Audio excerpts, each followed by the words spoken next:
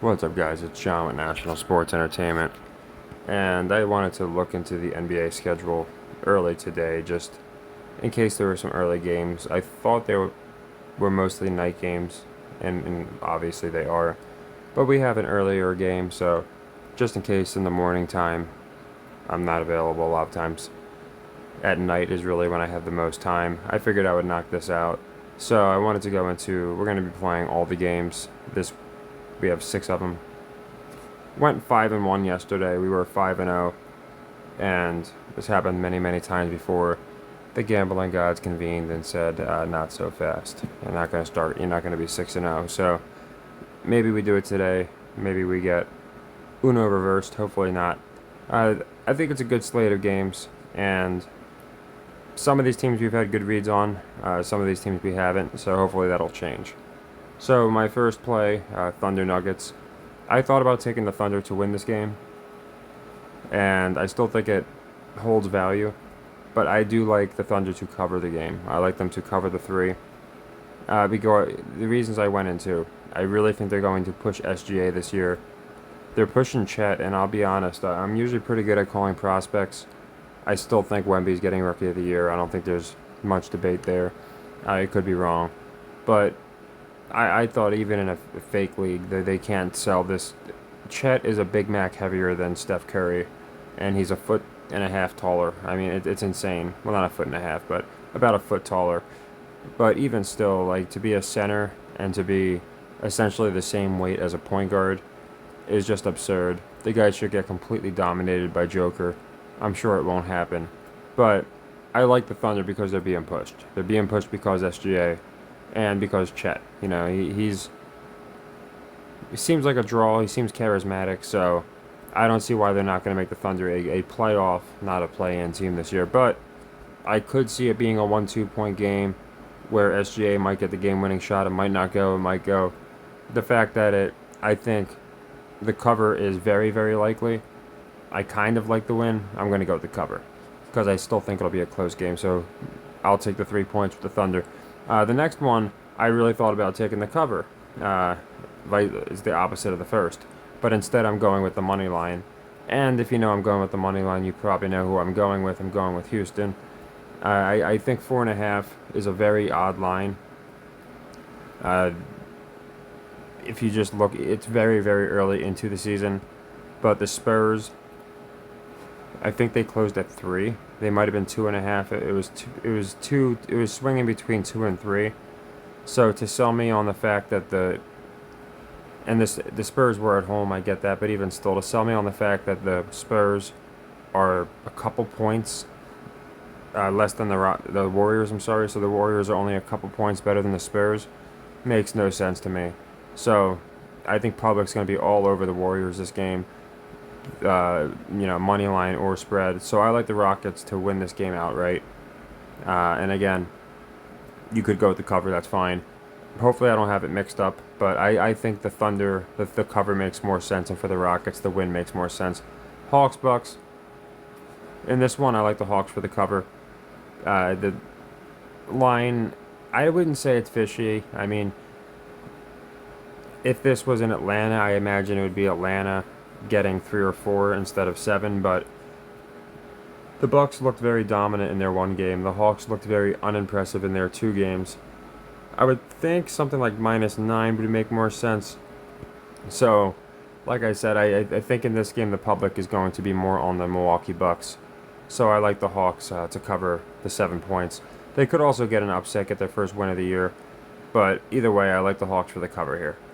Blazers, Sixers. I think this is the first Blazers game I'm playing this year. I sat out the first 2. We played the Sixers first 2. I think we got them both. I think they covered the first game against the Bucks, and then we got them. I think we're 2-0. I could be wrong. Either way, very small sample size. I do like the Sixers to cover though. I get they're a much better team, and I get they're at home, and I get the Blazers just lost Ant. All that being said, I still think you have to establish some teams in the East that do look dominant. So there's going to be some as advertised ass kickings, as I call them. So this is, in my opinion, will be one of them. So I like the Sixers for the cover. Spurs, Clippers. I'm going with the Spurs for the cover. It's on NBA TV. I have a feel it's the one game on NBA TV. I have a feeling they're going to keep it relatively close. Again, thought about taking the upset, but I just figured, you know what, I think it's going to be a cover. The Clippers are still a good team. The Spurs, I don't think they're going to have them come out and look amazing. I think they're going to grow as a team, and you'll see pieces around Wemby make him better and vice versa. So, yeah, so they can give all the credit to Popovich. So, while I don't think they're going to win the game, and I think the Spurs, I have a feeling they're going to have one of the higher cover rates of all the teams this year. I could be wrong. I have a feeling, though, they're going to cover a lot of close spreads and cover a lot of spreads like this. So we'll have to see what happens. But I like the Spurs to cover the 9. And finally, I like the Kings to cover the Lakers. The reason being, again, it doesn't add up, in my opinion. It's similar to the Warriors-Rockets. The Kings played the Warriors, and they were 2.5-point favorites. The Warriors rolled them at home. The Kings were at home that game. And the Lakers just had an impressive win at home. The Suns were missing a couple guys, but still. It's kind of like that domino theory. The Suns shellacked the Warriors, who shellacked the Kings, and the Warriors, or I'm sorry, the Suns, I won't say shellacked, but the Suns were beaten by the Lakers. So if anyone looks at the domino theory, if anyone believes it's real, then they're probably going to look at that and say, yeah, that there's no reason the Lakers shouldn't win this game handedly. So I like the Kings to cover the game. So nothing crazy. You know, I went into all of the football picks we have, so you could watch my last video. We covered every single one that's going to be going on tomorrow, and then a couple over-unders.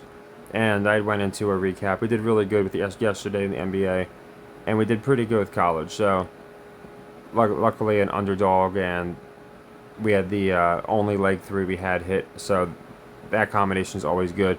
So as you can see, I am playing the Kings to cover the Lakers as a leg 3. This is one of the reasons I like playing multiple sports. We can really just try and pick our spots for the best leg 2, leg 3s. So for the NFL, I have a good bit of leg 1s tomorrow, just because I don't think some of the games I like, but it's not like some weeks where I feel like this week feels like a lot of traps, such as the last 2 weeks. So we still have a couple leg 2, leg 3s in the NFL, like I just said, but I was saving this one for the NBA, and I think the Kings are going to cover the Lakers. It's my favorite play in the NBA schedule. The line makes no sense to me, and I imagine way more money's on the Lakers. Thunder, like I said, I have them for the cover. That's going to be a leg 2. That's going to be for the Hornets Pistons. We lost that one a couple days ago, so I was just waiting for a good leg 2, and I think this is a good one. And I'm also playing, we lost the Hawks cover the Knicks a few days ago as well, and I think the Rockets beating the Warriors would be a great leg 2 here, because it's a net of 2 units should it hit. And that's why I like doing this level system, because obviously it's a win of 1.5 unit if we get this on leg 1. But since I decided to play it on leg 2, again, should it hit, it's a big should, we'll get 2 to 1. Because it's a simple 25-50 is 75 put out, and it's going to be 50 to win 75 plus the 50, which is 125. So it'll be 75 to win 125, which is 2 units, because the units is $25. So that's why I like doing plus odds with this system. There's times we've done like plus 200 as a leg 3 and it's hit, which pays exponentially better than the 1 unit we would normally get. Hawks cover Bucks, just a leg 1. It's moved to 7, so if you get the 7, that's fine too. But it might even move to 6.5, because typically it won't pendulum. It'll just move one way. But either way, whatever you get, I think it'll probably stay around 7. Sixers 9.5. That none of the other lines seem to move since I put this in, and I locked my picks like an hour ago. So I guess in that hour the Hawks moved a little bit. But anyway, I like the Sixers to cover, like I said, the 9.5 leg 1, and the Spurs is also going to be a leg 1. So they'll all be leg 1s except the 2 plays, the Rockets to win outright, and my favorite play, the Kings to cover. So hopefully we have another good day. Very small sample size, but a good start to the NBA season, which is always nice. College basketball starts next week, so that's going to be great. I might sit out the first 5, not 5, probably first like 3 or 4 games. I'll play the ones that look suspicious, but as far as spreads, like for example in the NBA, we're not picking anything, not even in the near future, based off of spreads, just because of the amount of games, and we're only a couple games into the season. But we do have some college basketball coming up. That should be fun. We did really good with that last year. And I think we'll continue doing good with the NBA, especially if we can get same as the NFL. Like if we're right, if we see a team like the Lions early on in the year, we think they're going to be a good team, then obviously we can make some money. The NBA, I do think it's a little more obvious because they have the players tweeting more. They do more of they do the post games where you really can kind of see if a player is a charismatic player and if they are, or even if they're not, but they're just a smart player and they know their role, then typically that team is going to be good. So that's why I like the Thunder. I think everything's adding up for the Thunder. Pacers, that's one we got yesterday. I think we're going to make a lot of money off them because they remind me of the Kings from last year. Admittedly, I thought the Kings were going to be trash last year. They started really good, and I kept saying, now they're going to fall off, they're going to fall off. And they never did. Then I realized, okay, Fox is a bigger draw than I thought he was, Sabonis, some of the different guys. So same with the Pacers. Matt, you look at Mather and you look at Halliburton, and they might not be the biggest draws, but there's a reason they're getting pushed. They're obviously drawing better than a lot of other guys, and they're just getting pushed differently. And if you look at the lines, if you look at their probability of making the playoffs, it's very revealing. So there's teams you can kind of look at early. Then there's the ones that it seems like they're just giving up on. The Grizzlies, I don't know if they're giving up on the Grizzlies, but I think they're at the very least going to miss the playoffs or get unceremoniously eliminated just because of the whole Ja drama. They're probably going to have to find a way to make a lot of moves. I don't know if they're going to trade him or if they're just going to have him come back and then make his way back into the good graces. But I don't think they're going to do much. So I just wanted to go into a few teams and why I've been fading or taking them. Raptors come to mind as another rebuilding team. So if we can kind of get a gauge of it early in the season, we'll see how accurate it is, obviously. And I think we'll do well. So yeah, most of these are just based off of weird lines, like the Rockets, the Kings. I think those are some weird lines. I think the Thunder, even though they're starting off good, 3 points is pretty crazy. The Heat weren't even getting 3 points at home, against the Nuggets in the finals. So it just puts it in perspective as to where Vegas has the Thunder this year. I said this a few times already for MVP. One of the guys that I have in the top 3 is playing, and that's going to be SGA. I said a million times the international appeal, so he's Canadian, I believe, and then Luka is my favorite, and he's obviously starting off. So far, it's looking amazing, but just because the international appeal, and I know people have thrown around Jason Tatum. I think he makes sense as like the third guy in that competition, because we've had Embiid, Giannis, Joker in there for so long. Joker might be in there again just because he is Joker, but I think there's a really good chance we're going to see Tatum really get considered this year. But it makes sense that you give it to Luka. If he doesn't win it, we'll have to look at them in the playoffs, because we know what happens if a guy wins MVP. A lot of times, another team wins the finals. So we can get into that at a later time. I know a few people want me to do like a playoff simulation video, and like I said, I actually do have the website where I plugged in everything that I believe will happen with all the teams seeded. I did do it in the preseason, but it was more of just a crude draft, whereas this I went into way more detail. So it goes into obviously the division winners and just around the wins that I think each team will get, especially after seeing the first couple games, ruling out and confirming the theories that I had going in. So I'll have that out probably by within a week, probably within a couple days. Like I said, not much is going to change as far as even if a couple teams win a couple games. There's so many games in the season that there'll be plenty of time to make future bets based off of it.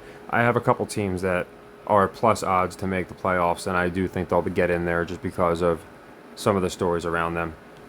So yeah, like I said, the only game that I really, really like, we're playing them all because I like them all, but the one that really sticks out to me is the Kings here at home.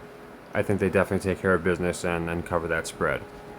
So hopefully we have a good day. We got a ton of plays between football and basketball, and then obviously we got more sports coming up with college basketball soon. So I might just do the schedule where each day a week I cover a specific sport. I'm not sure exactly how I'm going to do it. I try and do it where I can get the lines as accurate as possible. So if I put a game out or a pick out 4 days ahead of time, 5 days ahead of time, a lot of times we run the risk of, especially in basketball, if you do it 12 hours ahead of time, the problem is you might have three lineup changes and the point spread might move 6 points. But for the most part, I try and get it as close to the game as possible, but also where people have a healthy window to tail the picks and place whatever bets they want. So take care, everybody, and happy earnings.